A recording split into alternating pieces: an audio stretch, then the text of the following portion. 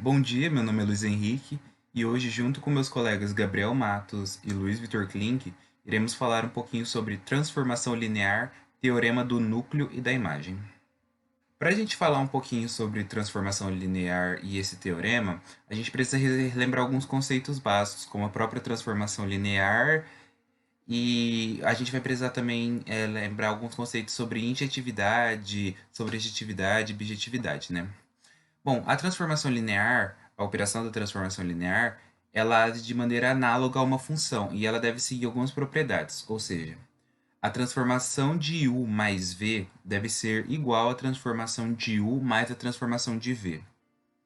E segundo, se tiver uma constante multiplicando u, a transformação desse k vezes u deve ser igual a esse k, essa constante, multiplicando a transformação de u. Aí aqui a gente tem uma imagem que exemplifica bem, ó. A gente tem o conjunto ali U e o conjunto V. Quando você passa de U e passa pela transformação em V, ele tem que seguir essas regrinhas aqui da imagem, e como foi explicado antes. Além da transformação linear, a gente também tem que lembrar alguns conceitos sobre se uma função é injetora, bijetora, sobrejetora e o que isso significa, né?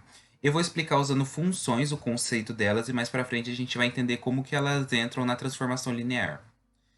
Primeiramente, o que é uma função injetora? Uma função injetora significa que cada elemento do contradomínio ele tem apenas um elemento, um parzinho no domínio. Ou seja, ali no elemento B ou no conjunto B, você vê que todas as setinhas só se ligam a uma bolinha do conjunto A. O que não acontece na segunda imagem. Por isso que a primeira é uma função injetora e a segunda não. Ó, como você pode ver naquela bolinha S ali, ela está ligada com 2, o que faz a função não ser injetora. Além do mais, a gente também tem as funções sobrejetoras, né? O que é uma função sobrejetora? Função sobrejetora é aquela que todos os elementos do conjunto B ou do contradomínio, eles estão ligados a algum elemento do domínio. Não pode ter nenhum elemento sobrando no contradomínio, que se algum elemento estiver sobrando no contradomínio, ela não é sobrejetora. Como você pode ver na primeira imagem, todos os elementos estão relacionados a algum do domínio. Já na segunda imagem tem um elemento de fora, então essa função não é sobrejetora. E para finalizar, nós temos os conceitos das funções bijetoras, né? Que nada mais são que funções injetoras e sobrejetoras ao mesmo tempo. Essas funções, ali na transformação linear, a gente vai descobrir que elas recebem outro tipo de nome, que são chamadas de isomórficas. E agora eu vou deixar com o meu colega Klink para ele continuar a explicação. Bom, vamos lá. Aqui a gente tem o conceito de núcleo da transformação linear. Chamamos de núcleo da transformação linear o conjunto dos elementos do domínio que tem como imagem o zero, lá no contradomínio. Então aqui, a gente tem o conjunto U, que gerou o meu contradomínio em V. Bom, em U a gente tem um R ao cubo, XYZ. Após a transformação linear, a gente tem um R ao quadrado, XY. Então, o que acontece? O núcleo da transformação é todo vetor U que pertence ao conjunto U, de maneira que a transformação desses vetores U dá igual ao vetor nulo, ou seja, igual a zero. A imagem desses vetores em U tem que dar 0, 0. A partir disso, a gente obtém o núcleo da transformação. Então, basicamente, a gente tem que pegar as informações que a gente tem dos vetores que pertencem ao domínio, que vai resultar para mim em zero lá no contradomínio. No caso, a imagem. Como determinar o núcleo da transformação? A gente utiliza o teorema. E o teorema diz para a gente o seguinte, que a dimensão, seja ela r ao quadrado ou r ao cubo, tem que ser igual à dimensão do núcleo mais a dimensão da imagem. Logo, devemos utilizar a lei que nos foi dada para a transformação e determinarmos as coordenadas do domínio que nos darão o vetor nulo. Isso a gente vai entender melhor fazendo um exercício. Por exemplo, a gente tem um r ao cubo, que após a transformação vai ficar em r ao quadrado. e ele nos deu a seguinte informação, que a transformação x, y, z vai ser igual a x mais 2y menos z, e o outro vetor 2x menos y mais z, ou seja, ela se transformou num vetor de duas dimensões. Primeiro passo, a gente pega o x, y, z igual a zero, como foi explicado no slide anterior. O segundo passo, a gente pega esses vetores aqui, imagem, e iguala eles a zero. Com isso, faremos um sistema igualando as equações a zero. Continuando o exemplo. Formando o sistema de equações para encontrarmos x, y e z, a gente forma um sisteminha. Então, aqui a gente tem o primeiro vetor igualado a zero, o segundo vetor igualado a zero. A gente poderia fazer método de substituição, mas aqui não precisa. Aqui a gente já tem o menos z com mais z se anulando. Isso nos dá o resultado do quê? De 3x mais y igual a zero. Isolando o y, a gente tem que y é igual a menos 3x. Com esse resultado aqui, a gente passa a substituir aqui, no segundo vetor. Z igual a y menos 2x. Z é igual ao que? O y está aqui, né? A gente pegou o valor do y, que é menos 3x, e trouxe ele para cá. Ou seja, menos 3x menos 2x, isso vai dar para a gente um z igual a menos 5x. Beleza. Agora, o que a gente faz com esses valores? A gente fala que o núcleo da transformação vai ser o seguinte. X, que é o original, menos 3x e menos 5x. Tá o que? X pertence aos reais. Então, isso daqui, a gente isolando, descobrindo os valores de x, o que a gente está fazendo? A gente está fazendo uma base geradora do núcleo, pegando os valores que multiplicam x. Então, ó, 1, menos 3 e menos 5 é o vetor que vai dar a nossa base geradora do núcleo. Ou seja, só tem um vetor nos dando a dimensão. Então, a dimensão que a gente tem do núcleo é o quê? É 1. O quê? Um vetor. Então, a gente, olha aqui, utilizando o teorema. Aqui é o exercício, repetir aqui. Aqui é o teorema. Então, explicando o teorema, o que está acontecendo aqui? A gente está falando que a imagem é o quê? É 2. Por quê? Aqui ele forneceu para a gente duas imagens após a transformação, lá no contradomínio.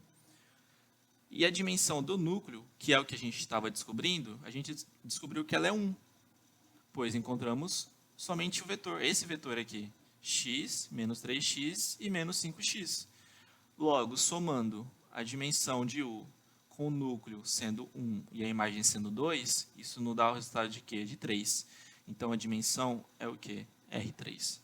O que satisfaz o teorema que a gente utiliza para descobrir o domínio de tudo.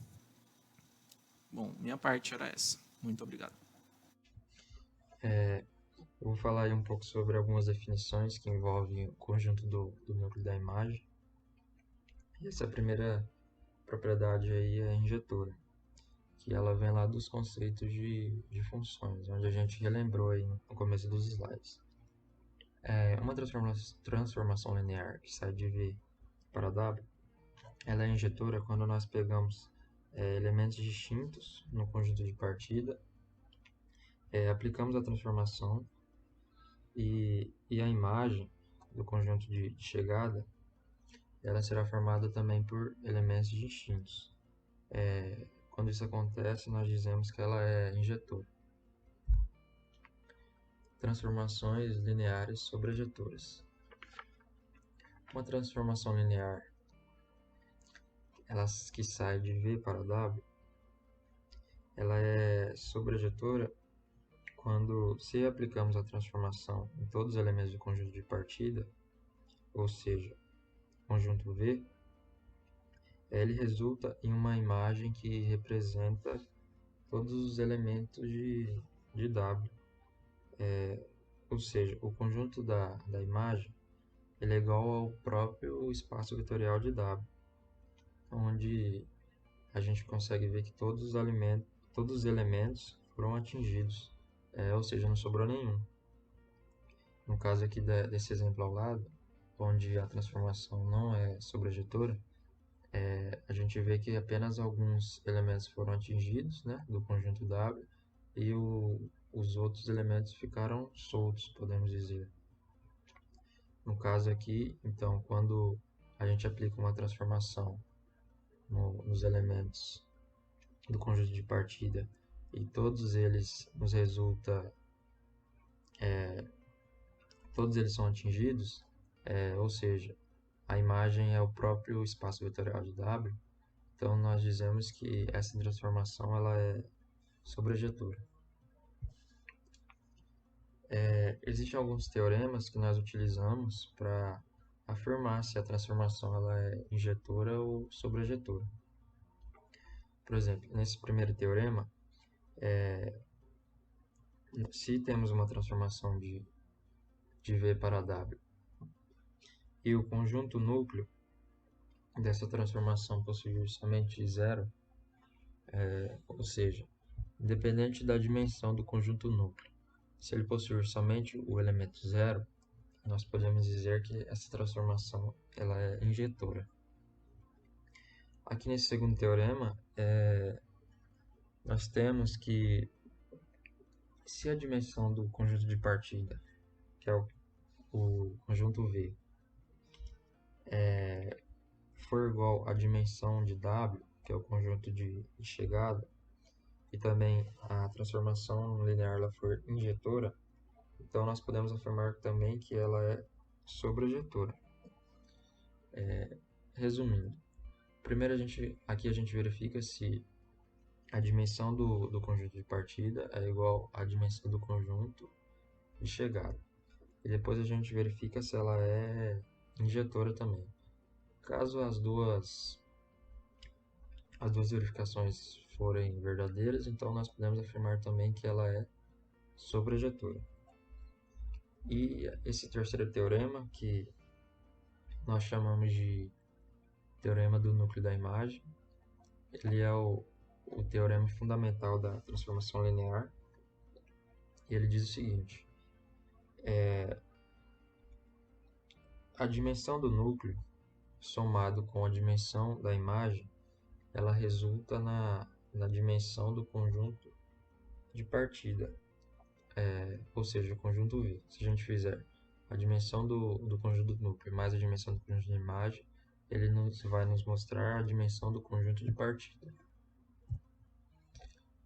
Transformação linear isomórfica. Quando a transformação ela for injetora, sobrejetora, ou seja, ela é bijetora, né? Quando isso acontece, nós chamamos essa transformação de isomorfismo. Para que isso aconteça, ela tem que satisfazer essas três condições aqui, que é o que? A primeira, a transformação ela tem que pertencer ao conjunto das transformações lineares, que no caso aqui é o conjunto V e W. O núcleo ele deve conter somente o elemento zero, como foi dito aí no slide anterior. E a imagem ela é igual ao próprio conjunto de chegada, ou seja, o conjunto W. Quando essas três condições são satisfeitas, nós dizemos que ela é uma transformação injetora ou sobrejetora. Logo, também nós podemos afirmar que essa transformação aí é um isomorfismo.